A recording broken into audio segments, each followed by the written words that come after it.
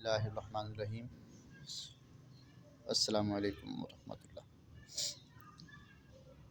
یقیناً سب خیریت سے ہوں گے اور جہاں بھی ہوں گے خوش ہوں گے اور محنت کے ساتھ اپنا کام کر رہے ہوں۔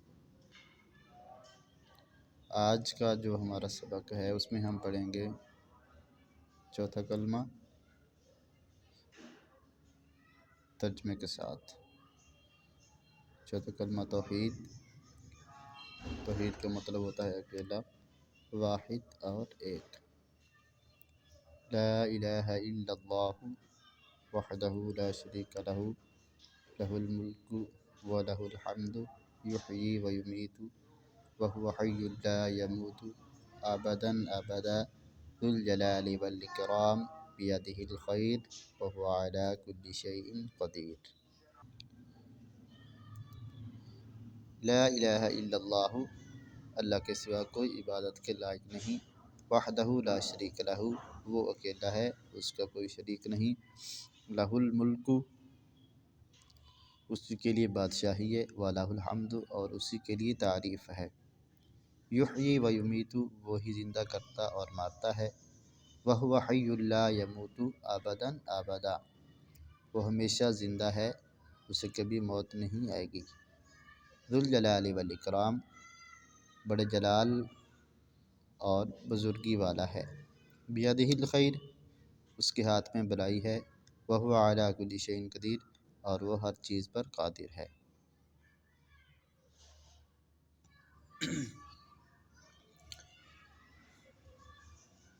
اس کے بعد ہم پڑھیں گے مریض کی عیادت کی دعا۔ اذھب البأس رب الناس اشفی وانت الشافی لا شفاء الا شفاؤک شفاء